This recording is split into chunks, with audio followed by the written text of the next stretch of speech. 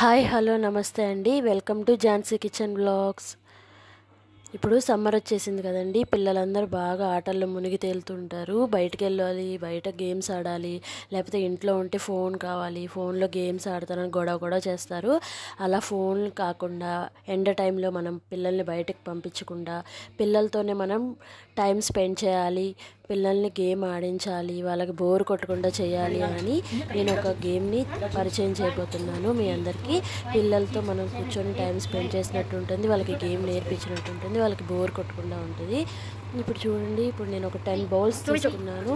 అలాగే నేనైతే బాదం పప్పులు తీసుకున్నాను. దాని బదులు మీ దగ్గర ఏమైనా కాయిన్స్ కానీ ఏమైనా ఉంటే వాటిని యూజ్ చేసుకోవచ్చు. ఒక 100 తీసుకోండి ఒక బౌల్లో.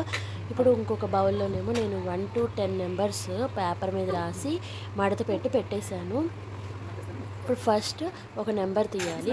ఒక నెంబర్ తీసి ఆ నెంబర్ ఏదైతే వస్తుందో ఆ నెంబర్ గల బౌల్లో మనం ఏమైనా కాయిన్స్ కానీ, అక్కడ నేను బాదం పప్పు పెట్టాను కదా అవి, ఇప్పుడు 3 వచ్చింది సపోజ్, ఆ 3 బౌల్లో 3 బాదం పప్పు వేసేయాలి. నెక్స్ట్ ఇంకొకసారి అదే మళ్ళీ అన్నీ గిలకొట్టి మళ్ళీ ఇంకొక కాగితం తీయాలి. అందులో ఎంత నెంబర్ ఉంటే, ఇప్పుడు సపోజ్ 5 వచ్చిందనుకోండి, ఆ 5 గల బౌల్లో 5 బాదం పప్పులు వేసేసేయాలి, లేదా 5 కాయిన్స్ ఏదైనా అనుకోండి వేసేయాలి. ఇప్పుడు అలాగే ఒక 10 టైమ్స్ ఆడతారు. తర్వాత 10 టైమ్స్ ఆడతారు. అందులో మనం ఏ నెంబర్ వస్తే ఆ నెంబర్ గల బౌల్లో అన్ని కాయిన్స్ కానీ, బాదం పప్పు కానీ, ఇంకేదైనా మనం తీసుకున్నవి అందులో వేసేయాలి. అలాగే 10 టైమ్స్ ఆడతారు. 10 టైమ్స్ తర్వాత ఇంకొక 5 టైమ్స్ ఆడాలి. ఆ 5 టైమ్స్ ఆడినవి డిక్రీజ్ చేయాలి, మైనస్ చేసేసేయాలి ఇందులోంచి. ఇప్పుడు సపోజ్ 10 టైమ్స్ అయిపోయినాక 11th టైం ఆడతాం కదా, 11th టైం ఆడినప్పుడు 5 వచ్చింది అనుకోండి, 5 నెంబర్ బౌల్లో ఎన్ని కాయిన్స్ ఉన్నా, మనం ఏం బాదం పప్పు తీసుకుంటాం ఏ కాయిన్స్ ఎన్ని ఉన్నా ఆ 5 గల బౌల్లో 5 బాదం పప్పులు తీసి మనం మళ్ళీ ఫస్ట్ పెట్టుకున్నాం కదా బౌల్, పెద్ద బౌల్, అందులో వేసేయాలి.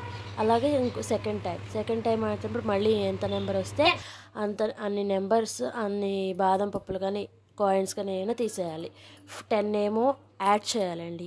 తర్వాత 5 టైమ్స్ ఆడినప్పుడేమో మనం ఆ నెంబర్ గల బౌల్లోంచి అన్ని కాయిన్స్ తీసేస్తూ ఉండాలి. ఇప్పుడు సపోజ్ మనకి 5 అనే బౌల్ 5 అనే నెంబర్ వచ్చింది అనుకోండి, ఆ నెంబర్ గల బౌల్లో ఏమీ లేకపోతే అవి కౌంట్ చేయక్కర్లేదు, అవి ఇంకేం తీయక్కర్లేదు అందులోంచి. ఇప్పుడు ఇలా 10 టైమ్స్ ఆడి కాయిన్స్ వేసేసి మళ్ళీ 5 టైమ్స్ ఆడి మళ్ళీ కాయిన్స్ అలా తీసేసినాక ఇప్పుడు లాస్ట్కి ఫైనల్గా ఆ బౌల్స్లో ఎన్ని కాయిన్స్ కానీ బాదం పప్పు కానీ ఎన్ని ఉంటే అన్నీ వాళ్ళ కౌంట్ అనమాట. అర్థమైందా అండి?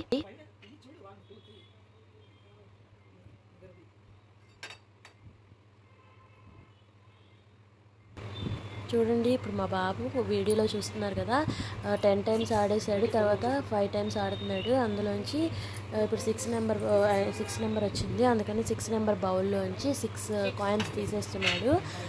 ఇప్పుడు నెక్స్ట్ ఇంకొక నెంబర్ తీస్తున్నాడు, ఆ బౌల్లో ఏం లేదనేసి వదిలేశాడు. తర్వాత నెంబర్ 2 బౌల్ వస్తుంది, ఆ బౌల్లోంచి 2 కాయిన్స్ తీసేసి వేసేస్తాడు. ఇప్పుడు ఆయన గేమ్ అయిపోయింది. ఇంకా మిగిలిన బౌల్స్లో ఎన్ని కాయిన్స్ ఉన్నాయో అదే ఆయన కౌంట్. ఇప్పుడు కౌంట్ చేస్తున్నాడు చూడండి. ఫస్ట్ బౌల్లో ఎన్నో 2 ఉన్నాయి, నెక్స్ట్ అలా మిగిలిన బౌల్స్లో ఉన్నాయన్నీ ఆయన 1 by 1 కౌంట్ చేసుకుంటున్నాడు. ఆయనకి ఎంత కౌంట్ వచ్చిందనేది.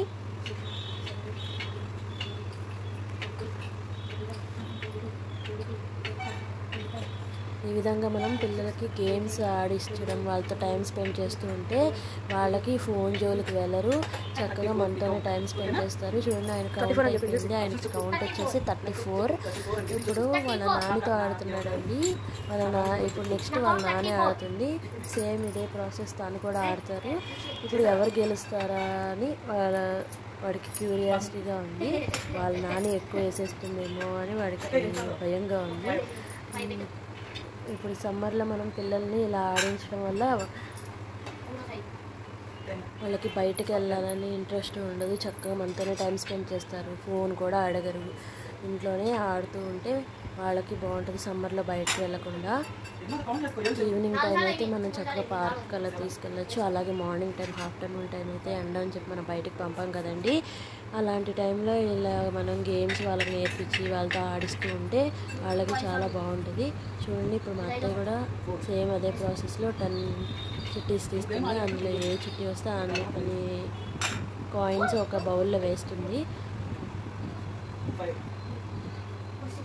మా పాప చిన్నది అవ్వడం వల్ల తనతో ఆడుకోవడానికి వాడికి ఇలాంటి గేమ్స్ వాడికి కుదరదు. అందుకని వాళ్ళ నానితో ఆడుతూ ఉంటాడు. వాళ్ళ నాని ఆడేదాకా గొడవ చేస్తాడు. ఇద్దరు కలిసి చక్కగా ఆడుతూ ఉంటారు. పిల్లలకి మనం ఎవరు గెలుస్తాయి వాళ్ళకి ఒక చిన్న గిఫ్ట్ అని చెప్పి అంటే వాళ్ళకి ఇంకా ఇంట్రెస్ట్గా ఉంటుంది. ఇలా గేమ్స్ ఆడటం కానీ, లేకపోతే వాళ్ళ డ్రాయింగ్ వేయించడం కానీ, అలా చిన్న చిన్న గేమ్స్ వాళ్ళకి నేర్పించే విధంగా క్రాఫ్ట్ కానీ అలా ఏమైనా నేర్పిస్తూ ఉంటే వాళ్ళు చాలా ఇంట్రెస్టింగ్గా మనతో టైం స్పెండ్ చేస్తారు. మా అత్త ఇది కూడా గేమ్ అయిపోతుంది, ఇంకొకసారి ఆడితే 10 టైమ్స్ అయిపోతుంది. ఇప్పుడు మళ్ళీ ఇంకొక 5 టైమ్స్ ఆడుతుంది. ఆ 5 టైమ్స్ ఆడేటప్పుడు కాయిన్స్ అందులోంచి తీసేస్తుంది. చూడండి, 1 బౌల్ వచ్చింది, 1 కాయిన్ తీసేసి అందులో వేసేసింది. తర్వాత తనకి 8 వచ్చింది. 8లో ఏం లేదని చెప్పి వదిలేసి నెక్స్ట్ ఇంకో చీటీ తీసింది. దానికి 6 వచ్చింది. 6లో 6 కాయిన్స్ ఉన్నాయి. 6 కాయిన్స్ అందులో వేసేసింది. అలా గేమ్ 5 టైమ్స్ ఆడేస్తున్నారు. ఏ నెంబర్ వస్తే ఆ నెంబర్ బౌల్లో 5 వస్తే 5 కాయిన్స్ తీసేయాలి. అలా చేయాలి ఆ 5 టైమ్స్. ఇప్పుడు గేమ్ అయిపోయింది. ఇప్పుడు అన్నీ కౌంట్ చేసేస్తుంది. ఇప్పుడు ఎవరు గెలుస్తారు? మా వేదాంశ్ గెలుస్తాడో వాళ్ళ నాన్న గెలుస్తుందో చూడాలి.